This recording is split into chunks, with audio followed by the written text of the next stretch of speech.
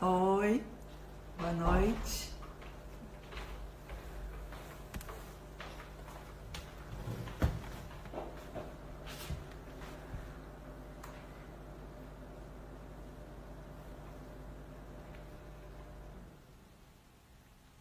Oi, boa noite.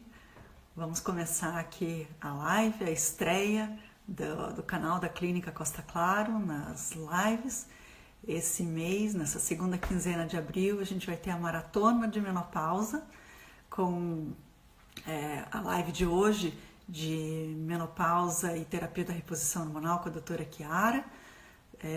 A semana que vem, no dia 22, quarta-feira, 19h30, vai ser menopausa e sexualidade com a doutora Flávia Tida.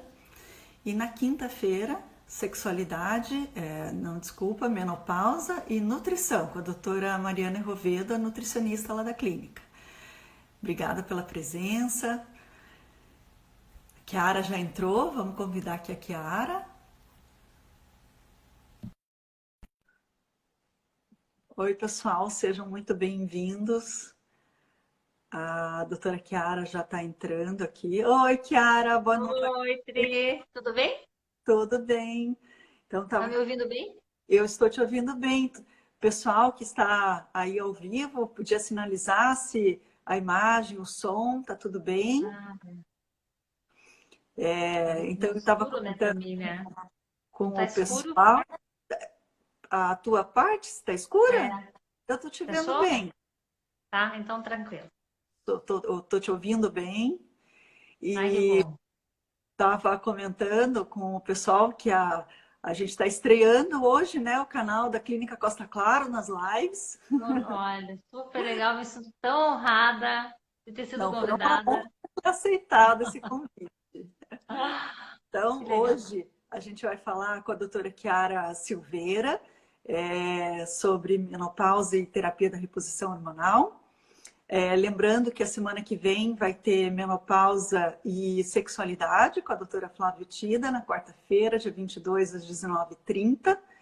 E na quinta-feira, às 19h30 também, menopausa e nutrição com a doutora Mariane Rovedo, que é a nutricionista lá da clínica. Então, abril foi a maratona da menopausa. Isso, é um ótimo assunto. Tem bastante coisa para conversar, né? Bastante coisa. Então, Pri, me dá Chiara, só um segundinho. Dani, tá muito alto aí. Desculpa. imagina, imagina. Ah, Então, a doutora Chiara Silveira é minha amiga, minha grande amiga, há uns 30 anos, né, Chiara? A gente se conheceu no primeiro ano da faculdade, lá no Centro Politécnico, nos bons tempos da Federal. sim. E a doutora Chiara, então, ela é ginecologista pelo Hospital de Clínicas de Curitiba, já há 20 anos, e é especialista em ginecologia endoscópica pela Febrasco. Isso. Seja muito bem-vinda, Chiara. Obrigada, Pri. Para O- mim, foi um presente, foi uma honra ter sido convidada e poder participar com você disso. Então, Chiara, o tema da live foi escolhido porque não só assim, eu estou chegando nessa fase, né? É, Mas porque é o dia a dia das minhas pacientes da clínica, né? Eu sim. atendo muitas mulheres e o dia a dia é essa pergunta. Tá chegando a menopausa, tem que tratar, não tem que tratar? Quando que trata? Como é que trata? O que que é melhor? É uma fase Uhum. cheia de dúvidas. Eu vejo assim que menopausa tem uma sombra atrás, que as mulheres pensam menopausa é velhice, né? Que é o fim. E todo mundo melhor do que morrer é envelhecer.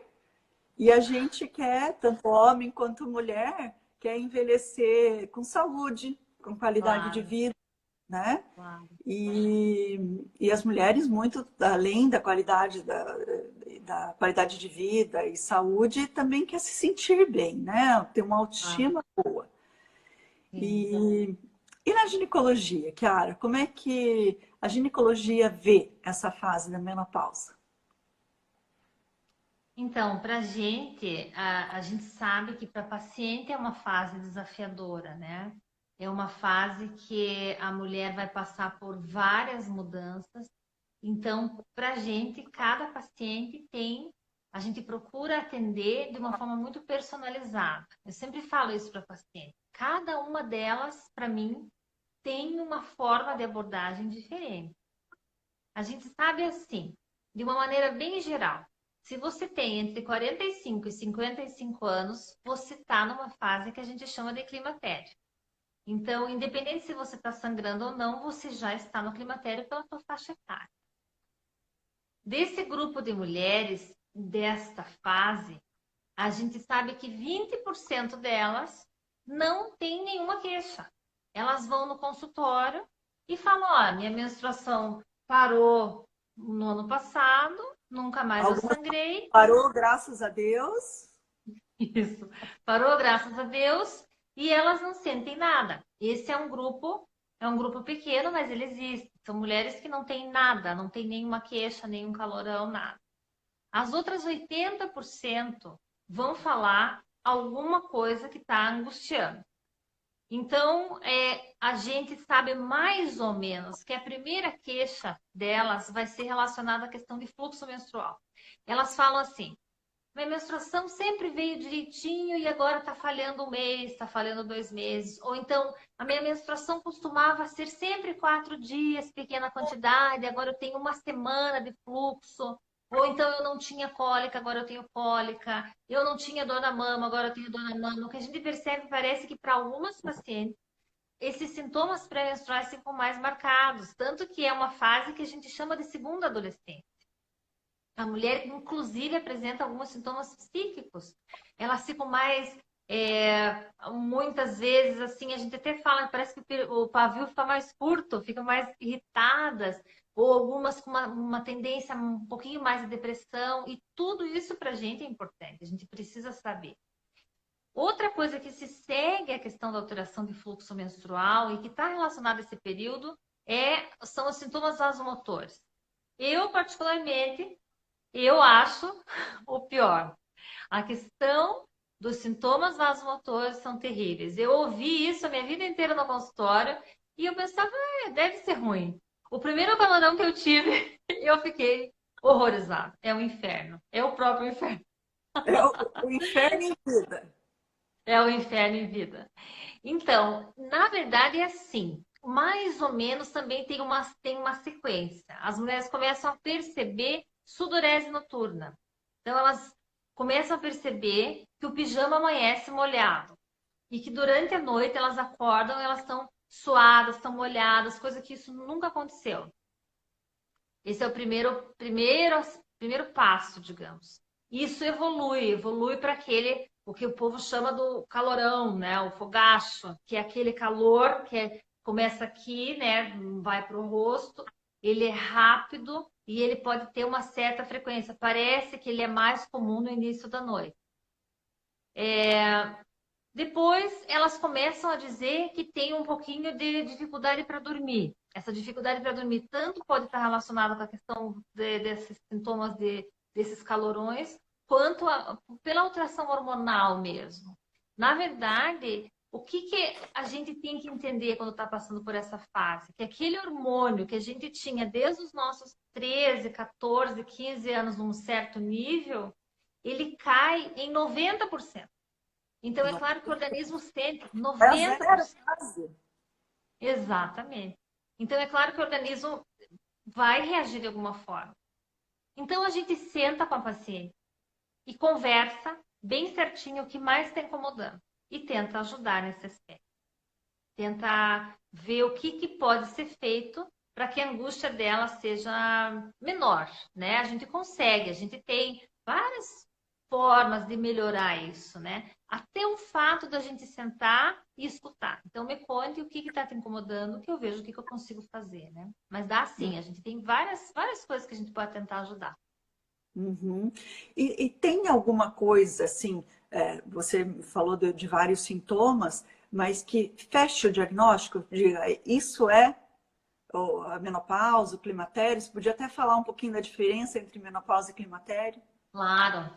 Então, assim, climatério é essa fase. essa fase perimenopáusica, né? Então, mais ou menos entre 45 e 55, para algumas mulheres pode começar um pouquinho mais cedo, para outras começa um pouquinho mais tarde. Inclusive, a gente percebe que quanto mais cedo a pessoa apresenta essa alteração no fluxo, essa diminuição na quantidade de estradiol, que é o nosso hormônio que o nosso ovário produz, mais sintomática ela é. Então, eu sempre digo para a paciente, parece que a gente tem uma programação, assim. Depois dos 50, 55, a mulher vai percebendo um declínio, parece mais lento, ela não sente tanto quanto aquela de 42, 43, que rapidamente tem essa queda hormonal. A gente chama menopausa mesmo, menopausa, quando ela já ficou um ano sem menstruar. Depois que está um ano Uhum, sem menstruar, é menopausa.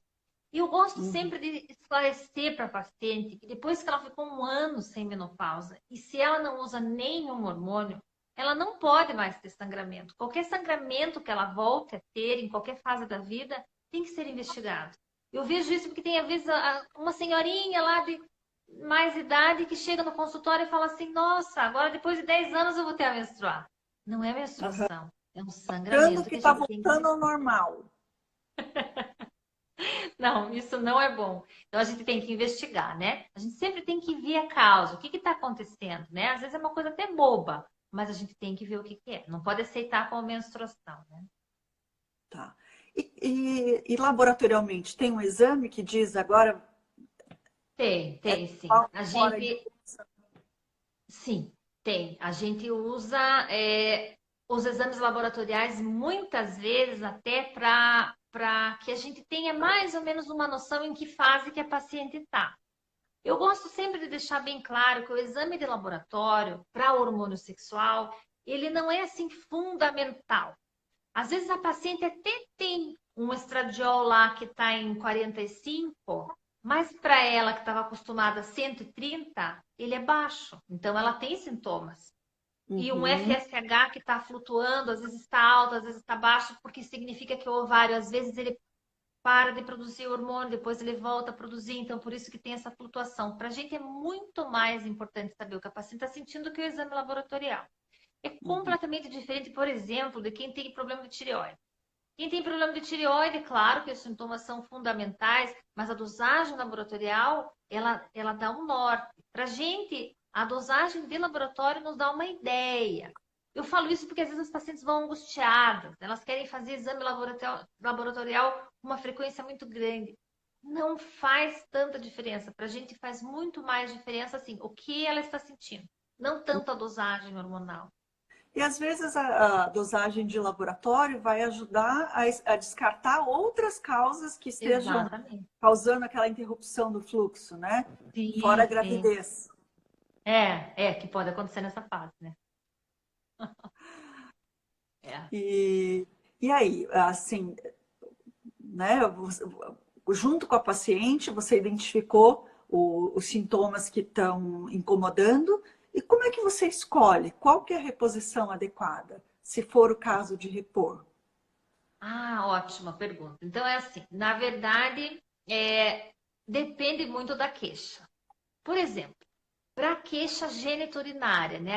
Aquela paciente que sente que a vagina está mais ressecada, ela começa a dizer que tem percebido uma frequência de infecção urinária de maior repetição, a paciente que fala que tem dor na relação sexual.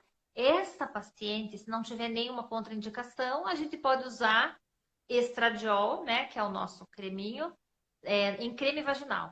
É o que melhora mais rápido, né?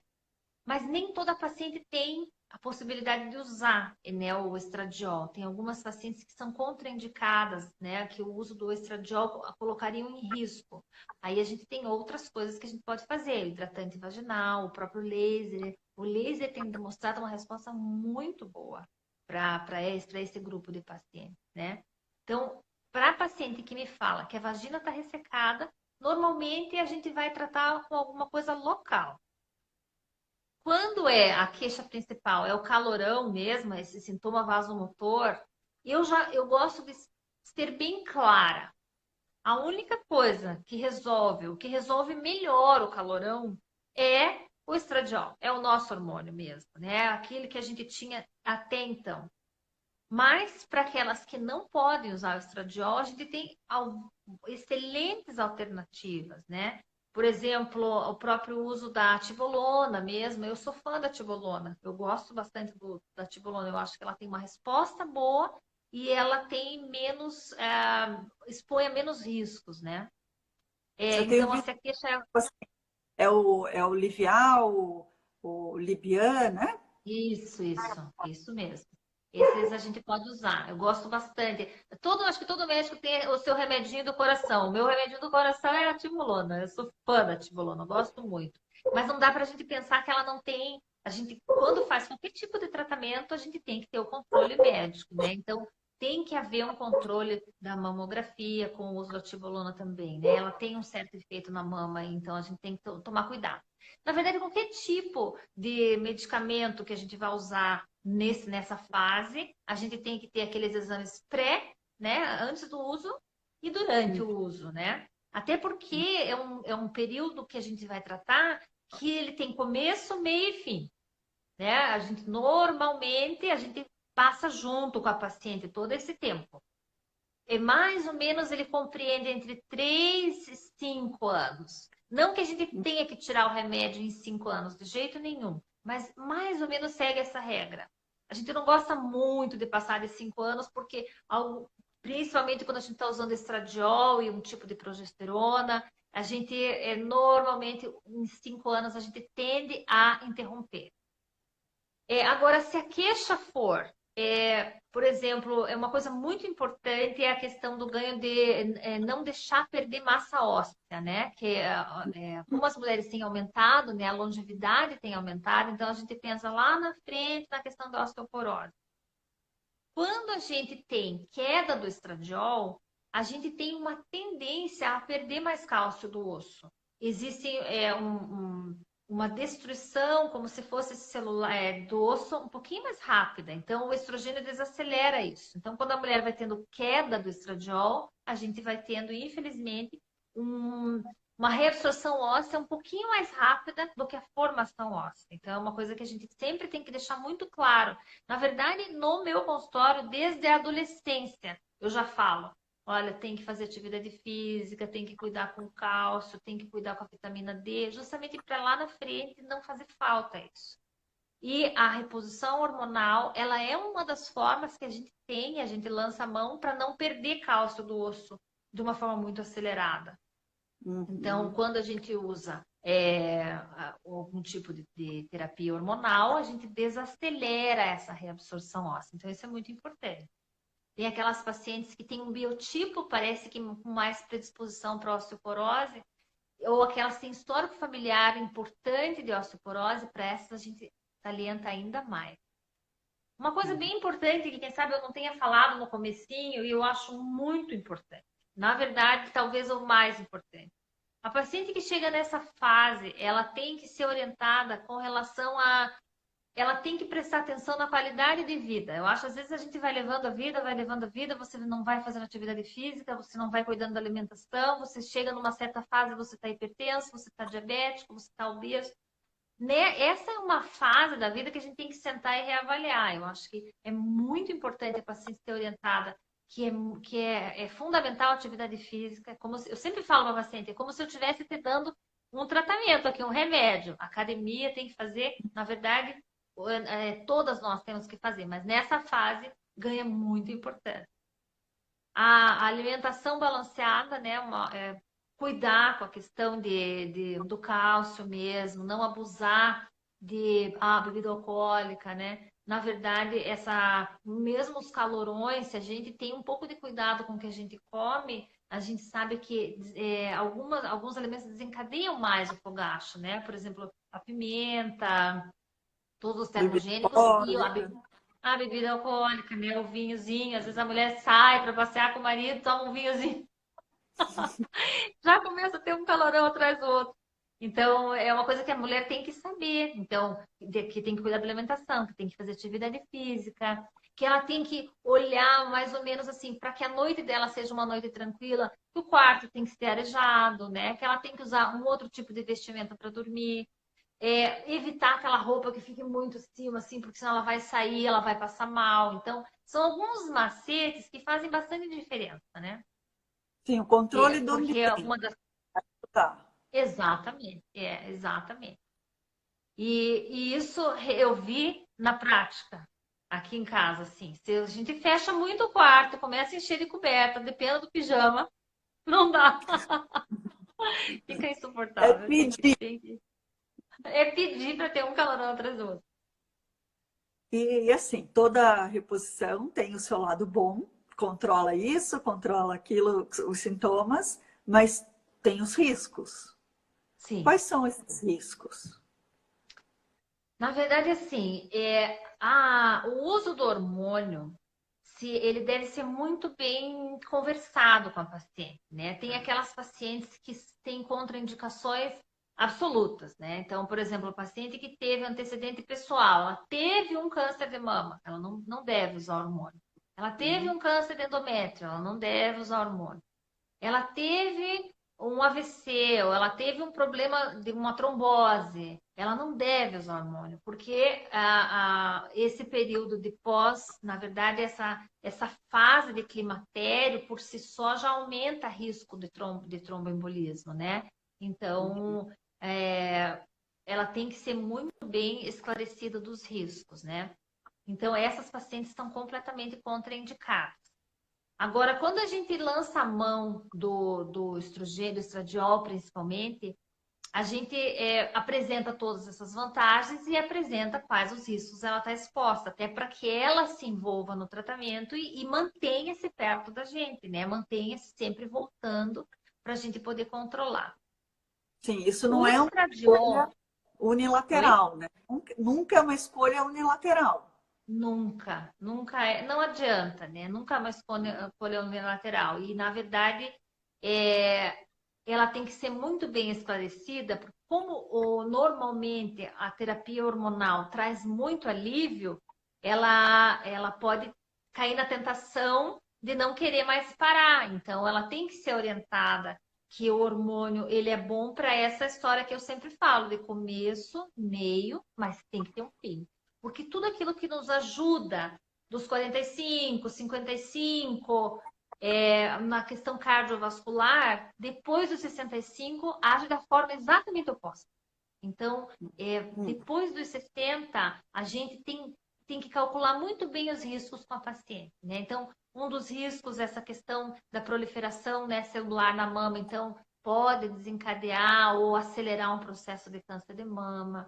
Como o estradiol, ele tem ação no endométrio, pode fazer um hiperestímulo endometrial. Mesmo o uso da tibolona, quando a gente lança a mão, a gente tem que explicar para a paciente que a tibolona, na verdade, ela é um esteroide assim, parecido com o estrogênio, com a progesterona e tem um pouquinho de ação androgênica. Então, também tem os seus efeitos, né? uhum. Os riscos também nessa questão de tromboembolismo, é muito importante a paciente que sai com receita de terapia hormonal do meu consultório, eu sempre explico qualquer sintoma que você tenha de desconforto, né, principalmente em membro inferior, tem que lembrar que pode ter sido do estradiol, né? Ou essa questão de voo longo, às vezes a pessoa vai viajar longe, a gente sempre tem que orientar, olha, use meia, tome bastante líquido, porque realmente está mais exposta a riscos, né? E eu acredito assim, eu tenho visto isso. Como a gente tem hoje várias opções de tratamento com dosagem mais baixa e os exames de controle são fáceis, assim, a gente tem acesso, uma vez que elas entendam, é tranquilo. Eu acho que a gente já saiu daquela fase que a gente vivia antigamente, que tinha aquela hormonofobia, assim, não podia nem pensar, não, Deus me livre, hormônio só me traz malefício. Não, eu acho que agora a gente já está passando por uma fase de mais equilíbrio, assim. Mas, já que a gente entrou nesse assunto, existem as outras formas que a gente também tem para aliviar esses sintomas todos que eu falei, que são outros medicamentos, né? Mesmo fitoterapia, que tem alguma resposta. Quando eu prescrevo um fitoterápico para calorão, por exemplo, eu sempre falo, olha, o que funciona mesmo é estradiol. O estradiol tira o calorão. A fitoterapia alivia. alivia a frequência, alivia a amplitude, né, do calorão, fica menos insuportável, mas sempre vai ter um pouquinho, né? Daí tem que cuidar mais ainda dessa questão do ambiente. Tem que ter uma alternativa para essas pacientes que não podem, que têm essa contraindicação, né, de histórico pessoal ou histórico familiar de câncer, não pode Sim, ficar sim. abandonado, né? Não, não. Mas tem, mas tem. Tem sim, tem várias alternativas. Por isso que é importante a gente saber o que está incomodando, né? Porque a gente consegue ir mais a fundo e a gente, às vezes, lança a mão de uma classe tal de medicamento. Ah, ela usa um tempo, não gostou, volta, a gente tenta trocar, né? Mesmo essa questão Uhum. do distúrbio do sono, por exemplo. O distúrbio do sono, se a gente não fizer nada, ela além de ficar mais irritada, ela aumenta risco cardiovascular. Então, não é nenhuma questão, não é um luxo, é uma necessidade. A gente precisa ajudar, porque ela precisa acalmar, ter uma qualidade do sono melhor, até para que ela consiga se concentrar nas coisas que ela está fazendo. Porque as pacientes, elas vêm com esse pacotinho, elas não estão dormindo, elas estão irritadas, elas não estão conseguindo prestar atenção em nada, esquecem de tudo. Então, a gente tem E que é uma orientar. bola de neve, né? Porque começa e Isso, só vai piorando. E a qualidade de vida exatamente. em família fica muito alterada. Fica, com certeza. Eu gosto sempre de dizer, e o que é verdade, que isso acontece na casa de todo mundo, né? Esse grupo que eu falei das 20% que não sentem nada, que ótimo para elas, mas as outras 80, elas têm que saber que elas pertencem a um grupo de pessoas que todo mundo passa, né? Que elas vão passar por isso, e isso vai passar, né? É um período só, mas é um período desafiador, com certeza, né? Uhum. E Então não dá você para come... perder a esperança. não dá para perder esperança. Eu digo assim, para tudo tem um jeito. Só quando Isso. chega a nossa hora de ir embora é que não tem mais jeito, né? É verdade, é Essa verdade, tudo é tem verdade, jeito. é Nessas verdade. pacientes que você optou junto com elas para fazer a reposição, você citou que tem alguns exames, né? Que tem, são os exames já mais apurados, que você consegue fazer um controle mais de perto. Quais são esses Aham. exames para esse controle enquanto está na reposição?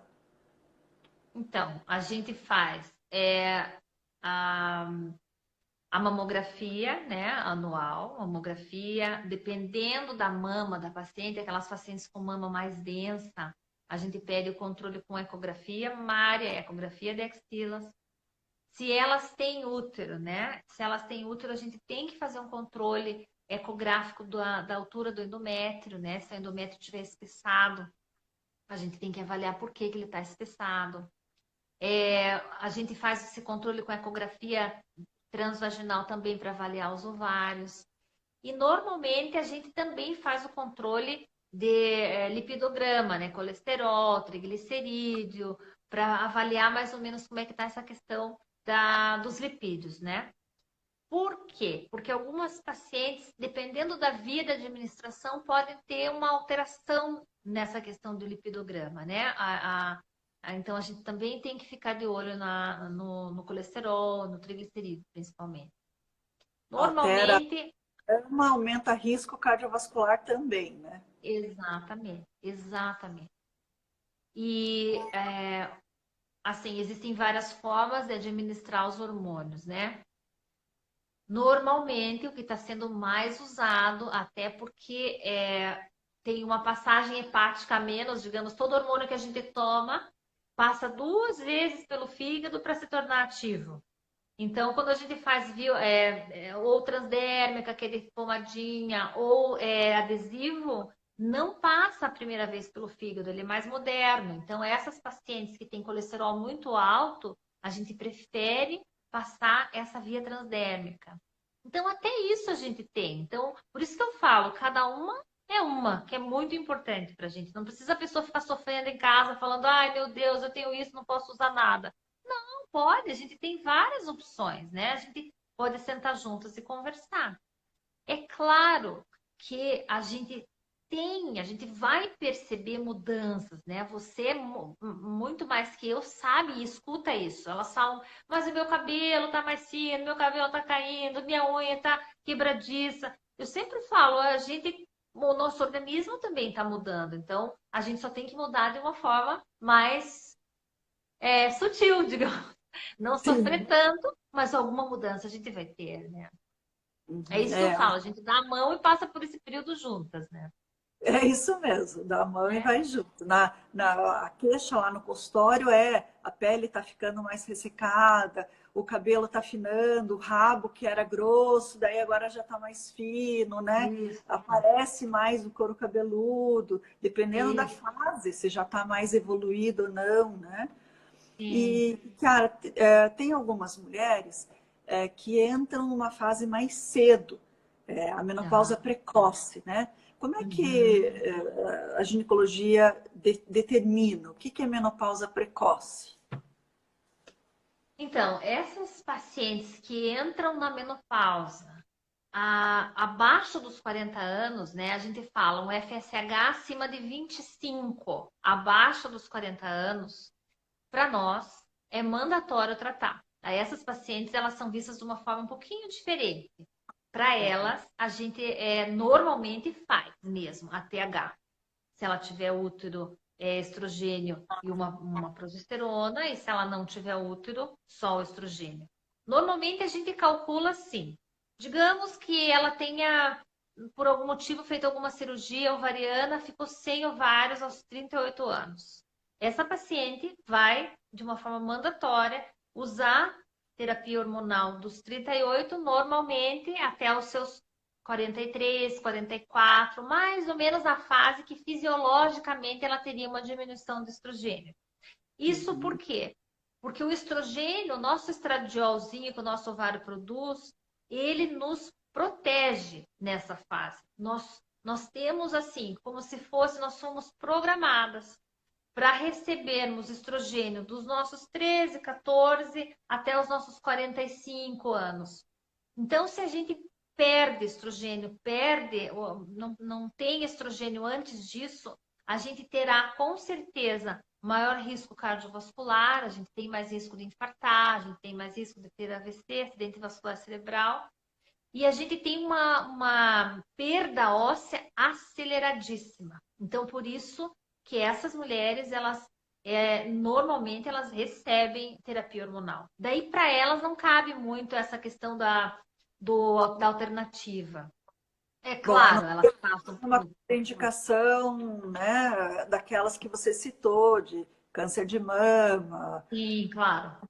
Sim, claro. e Tem aquelas que estão causas com de menopausa precoce, quais seriam? Fora a retirada do ovário, a causa. as Então, causas. são várias causas, né? Uma da causa muito frequente que a gente vê no consultório é aquela mulher que fez laqueadura muito precocemente na vida, né? Ela teve lá os dois, três filhos e fez laqueadura antes dos 30. Essa paciente, ela interrompeu a vascularização pro ovário muito cedo e ela acelerou o envelhecimento do ovário. Então, essas pacientes fazem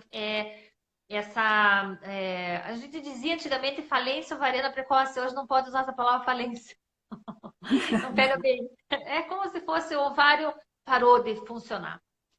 Uhum. Outra causa é a doença autoimune. Algumas doenças autoimunes fazem essa destruição, né, do ovário um pouco mais cedo. Rádio, quimioterapia, algumas vezes pode fazer.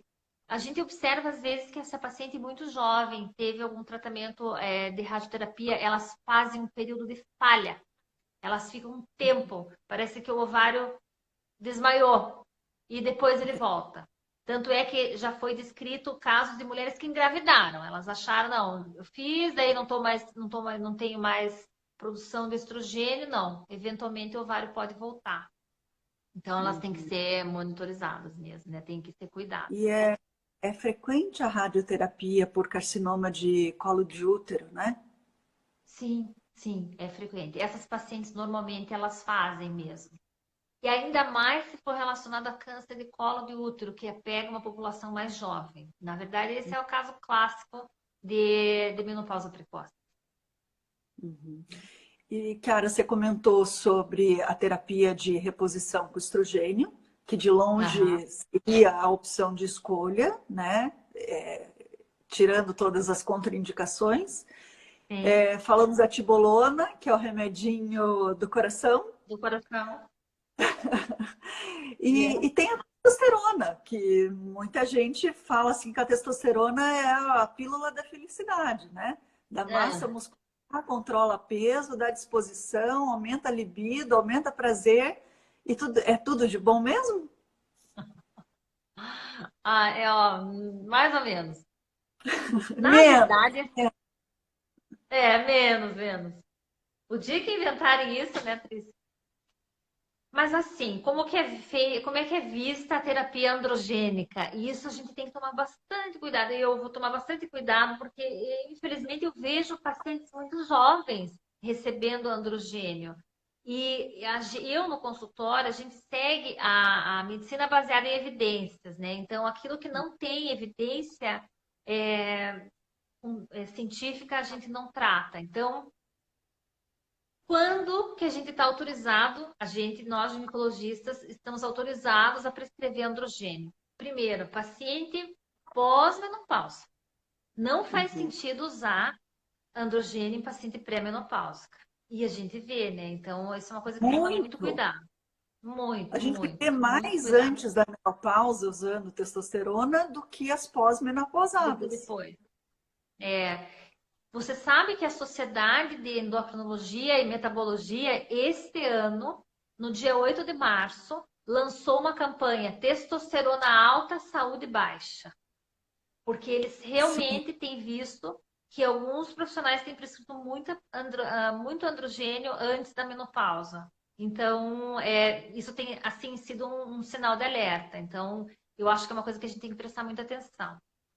Na uhum. vida da mulher, a mulher costuma ter androgênio mais ou menos na proporção de 10% da quantidade que o homem tem. Então, a gente tem que tomar muito cuidado com aqueles exames de dosagem que às vezes a gente pede no laboratório, porque eles estão sempre avaliando kits para homens, né? Então, a gente não deve usar muito aquilo como referência. Mas Uhum. quando que a gente está, então, autorizado a usar androgênio? Para aquelas mulheres que têm elas dizem que elas têm assim uma diminuição muito grande do desejo sexual. Então é para desejo sexual é, é, ruim. Para essas pacientes a gente está autorizado a usar. É uma coisa que eu gostaria de falar que eu acho bem importante é assim. Nós mulheres a gente tem a nossa produção androgênica durante a nossa vida. Só que no período logo antes da menopausa, só para melhorar a nossa situação, esse androgênio cai muito. Então é uma fase que a mulher percebe que ela começa a não ter interesse sexual. É uma das coisas que elas percebem por primeiro, assim. Parece que elas começam a ficar indiferentes, elas falam no consultório, meu marido está reclamando, não tenho vontade nunca de ter relação sexual. E na verdade isso tem uma explicação mesmo, tem uma explicação porque cai o nosso androgênio ali logo antes da menopausa. Então, para Uhum. essas pacientes que têm esse desejo sexual diminuído, a gente está autorizado a usar. Uhum. Infelizmente, aqui no Brasil não existe assim nada feito para mulheres. Não existe da farmácia, que você vai na farmácia e compra, eu quero um androgênio feminino. Não tem, só tem para homem. Então, e se a gente começar a usar o masculino, para a gente é dose muito alta. Então, o que que se Uhum. faz normalmente? O que se faz é se manda manipular uma testosterona de dose bem baixinha e se faz tópico, né? É isso que é feito, isso que normalmente é feito.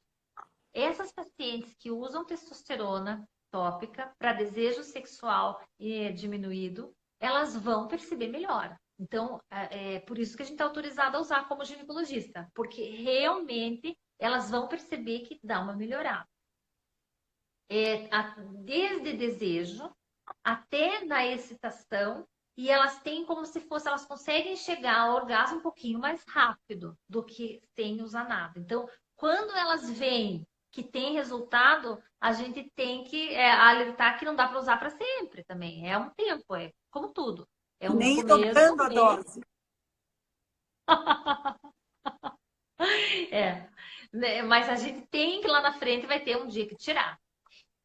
Mas nesse caso, a gente lança a mão e a gente tem esse respaldo, né, da Sociedade de Climatério. A gente está autorizado a usar sim. E tem resposta, funciona. Uhum.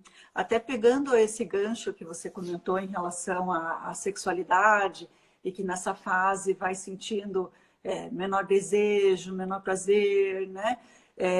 Lembrando da live da semana que vem com a Flávia, que é a É nossa colega, verdade, da Flávia. Não vou perder que por nada.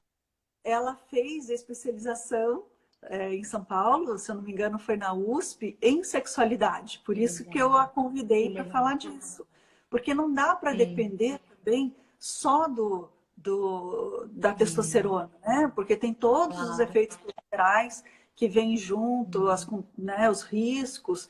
Então, ela vai nos dar dicas aí das outras coisas que Ai, que podem bom. ser feitas, né? E aí não é só na Claro. menopausa, em qualquer fase da vida, né? Sim, sim. Convido até todo mundo que está assistindo a live a convidar os seus parceiros para assistir junto, né? Porque daí vai ter mais efeito. Claro. E, Vai ser Chiara, ótimo. tem várias perguntas aqui que estão chegando, depois no Tá, final vamos respondendo, né? Uma tá. delas foi aqui que eu percebi, perguntando de novo da tibolona. Você pode relembrar a questão da tibolona? Claro. A tibolona é na verdade, o que que é a tibolona? A tibolona é uma estrutura química muito semelhante ela tem uma ação muito semelhante ao estradiol, em alguns tecidos a progesterona e tem também uma resposta androgênica muito boa. A gente tem uma certa preferência pela tibolona porque ela tem resposta que o estradiol teria, uma parte, mas ela não tem uma ação ruim, digamos, sobre a mama e sobre o endométrio. Para que a gente gosta bastante da tibolona? Para aquela paciente que fala que tem muito calorão e para aquela paciente que tem uma certa predisposição à osteoporose. A tibolona ela é excelente para sintoma vasomotor e ela é excelente para osso. Então, são duas queixas que a gente. São duas coisas que fazem a gente gostar bastante da tibolona. E ela tem um efeito menor, ela tem uma ação um pouquinho menor na mama e no endométrio. Eu gosto de, assim, deixar mais claro que quando a tibolona foi lançada, ela foi lançada como, meu Deus, isso vai melhorar tudo. Porque achava-se que ela não tinha, na época, bastante tempo atrás, falava-se que ela não teria ação ruim sobre a mama.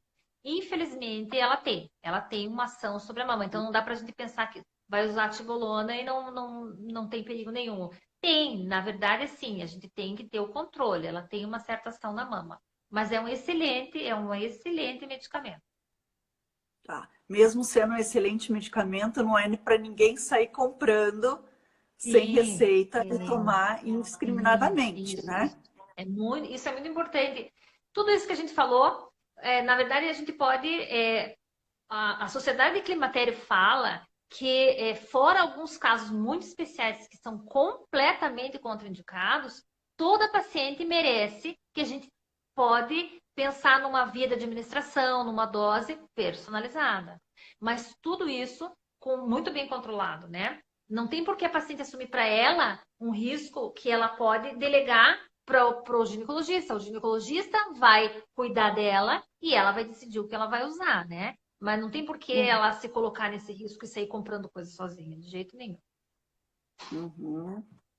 Ok. Uma outra pergunta chegou, que vai ficar gravada? Vai ficar gravada sim, a gente vai postar aí no feed do Instagram e postar no Facebook também.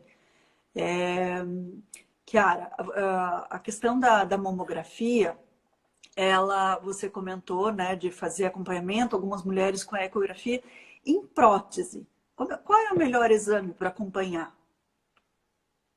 Então, prótese é assim. é, Algumas pacientes que têm a prótese uma prótese que tenha mais de 10 anos, eu tenho um pouco até de receio de falar isso para as pacientes, elas vão ficar assim. Mas as próteses que têm mais de 10 anos, elas têm a cápsula um pouquinho mais fragilizada, porque são 10 anos ali usando. Então, para essas pacientes, o risco de fazer rotura na hora da mamografia é um pouquinho maior. Então, eu faço assim, próteses boas, próteses que são mais novas, a gente não tem tanto perigo fazer mamografia, né, para a ruptura da prótese. E para essas pacientes que têm a prótese um pouquinho mais antiga,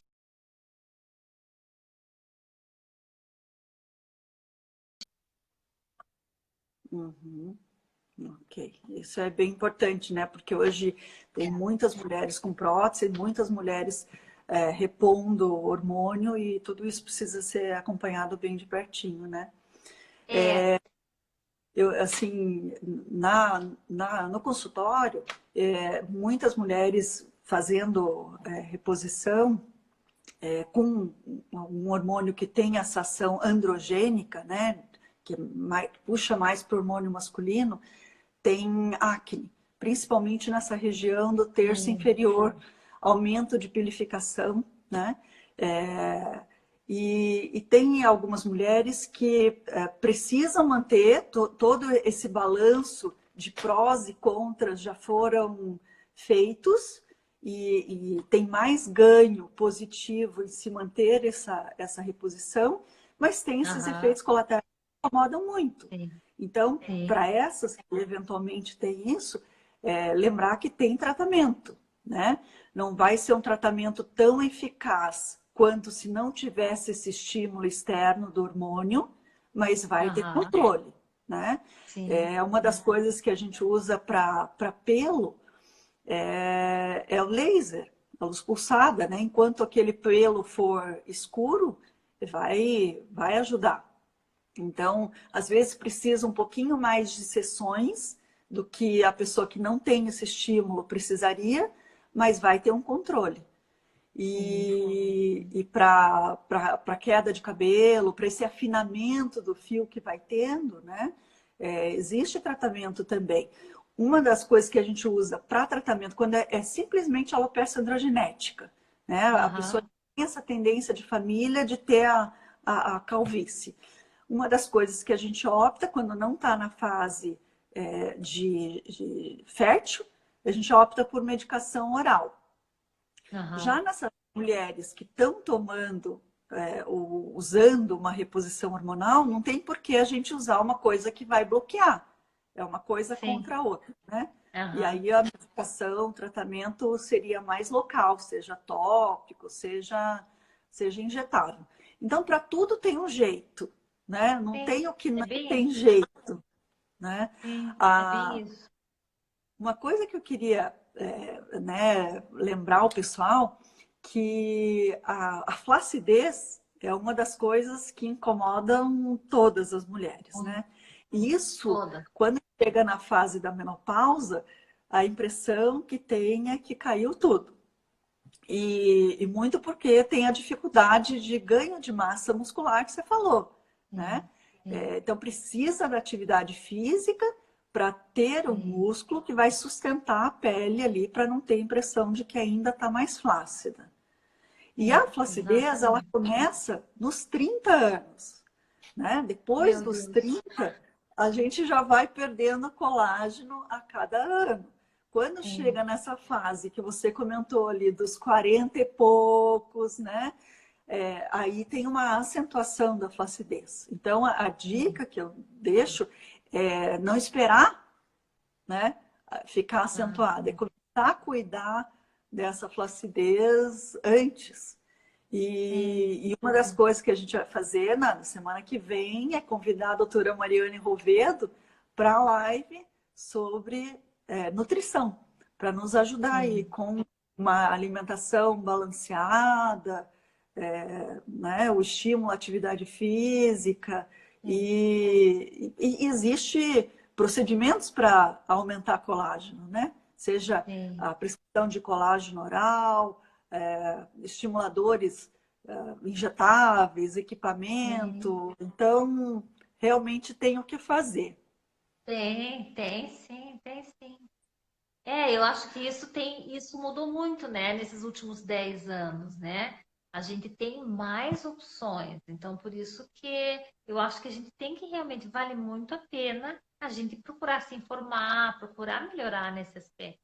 E desde tudo, desde mudança daquilo que você de estilo de vida no geral. Essa questão da alimentação é fundamental. Eu falo sempre, é fundamental. A alimentação e a atividade física são fundamentais. Daí, depois disso, a gente tem várias coisas que a gente pode ajudar, né? Então, É, eu acho isso muito, muito legal. Muito a importante. questão da atividade física, eu vejo que é as pessoas experimentarem o que gostam mais, né? Não Sim, existe uma atividade física que seja só essa. Tem que fazer isso. É, vai sim. experimentando e achando a que gosta mais, né? Claro, claro. Até para poder continuar. Na verdade, não adianta nada se empolgar, pagar 3 meses de academia e não suportar fazer musculação, né? É importante fazer aquilo que gosta. Na É, fase de perimenopausa, alguns exercícios são melhores que outros, né? Claro, se a pessoa só gosta de andar de bicicleta, então é melhor andar de bicicleta e não fazer nada. Mas há exercício com alongamento, a própria musculação, isso tem um resultado um pouquinho melhor, né? Para a questão hum, de osso, claro, tem que ver cada caso é um caso, para a pessoa não se machucar, mas tem que ter um pouquinho de impacto. Então, tem alguns exercícios que são mais interessantes nessa fase. A Sociedade de Climatério fala que para a mulher que tem muito fogacho e se sente muito ansiosa, o yoga pode trazer benefício. Então, a própria acupuntura, né? Então, são aquelas coisas extras, assim, que podem fazer bastante diferença nessa fase, né? Tem muita coisa para fazer, com são certeza. terapias alternativas que têm se mostrado eficaz, né? Com Uma, certeza, uma com certeza. pergunta que a Milene está perguntando do óleo de prímula. O óleo de primo lá nessa, ele se encaixa mais naquela, ela fala, será que no período pré-menstrual ou pré-menopausa? Pois Enfim, é, ela não. Milene, se você puder complementar a tua pergunta, mas vamos dizer que seja, você da vê mais menopausa. indicado no período pré-menstrual. É que o óleo de prímula, ele vem sendo usado há bastante tempo já para aquela questão de diminuir os sintomas de retenção de líquido na pré-menstruação, né? No pré-menstrual. E algumas mulheres percebem ganho de qualidade. Por exemplo, elas falam que elas gostam do óleo de prímula mesmo no período de menopausa, de perimenopausa. É a mesma coisa de falar da vitamina E, por exemplo. Não tem muito uma indicação formal para vitamina E no período perimenopausa, mas como é uma coisa que vem sendo usada há muito tempo, uma coisa da tia passar para que a avó falou, elas usam e algumas sentem melhora. Ok, não tem nenhum problema, né? Dá para usar. O óleo de prímula, eu particularmente eu gosto bastante. Mas eu uso mais no período pré-menstrual. Parece que a prímula, ela dá aquela acalmada, diminui um pouco aqueles sintomas de retenção de líquido no pré-menstrual. Eu Aham. sou fã. A Marta Terezinha, obrigada aí pela audiência, né? Todo mundo. E a Marta, ela está perguntando do chá de folha de amora. Isso é uma coisa que várias pacientes perguntam, né? Fitoterapia. Sim. O chá Então, é um tipo de fitoterapia, né? Então, a fitoterapia, ela mostra resultado assim, depende muito da pessoa. Cada vez que a gente lança a mão de fitoterápico, é importante a gente saber que a fitoterapia ela vai te dar um certo alívio, ela nunca tira, faz com que todo o fogacho desapareça. Não, ele sempre diminui um pouco o fogacho e diminui a frequência que o fogacho aparece, mas ele não desaparece. Então, isso é muito importante quando eu prescrevo, eu falo, porque senão a pessoa toma lá 3 dias, daí tem um fogacho, fala, isso não funciona para nada. Não, funciona. Ele diminui um pouco a amplitude e a frequência do fogacho, principalmente. Demora mais para fogacho. Uhum. Nem todo mundo responde a fitoterapia. Então, é o tipo da coisa que a pessoa fala assim: ah, mas a minha amiga usou, a minha irmã usou e ela gostou muito. Mas é que essa é uma resposta muito individual. A fitoterapia, ela depende muito não é todo mundo que responde. Então, tem aqueles que são super fãs e tem aqueles que falam que não serve para nada. Eu já acho que não é bem assim. Eu acho que um pouquinho assim, se você tiver consciência que não vai ficar totalmente sem sintoma, que vai diminuir a frequência, diminuir a amplitude, você consegue aceitar bem, né? Porque a gente está falando aqui de um grupo de pacientes que ou não querem por opção ou não podem usar hormônio, né? Então, existe sim, a folha da mora mesmo, se ela for feita com disciplina, o chá, né, for feito com disciplina, ele tem sim uma certa resposta. Aham. Um outro fitoterápico que eu já ouvi falar é da maca peruana, né?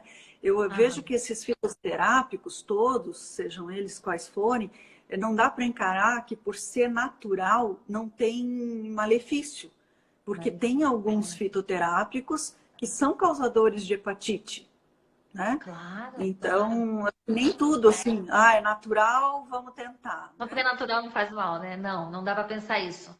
A maca peruana, ela teve um período há um pouco tempo atrás que ela estava meio na moda, né? Então as pacientes chegavam no consultório usando. Qual que é a explicação para a maca peruana?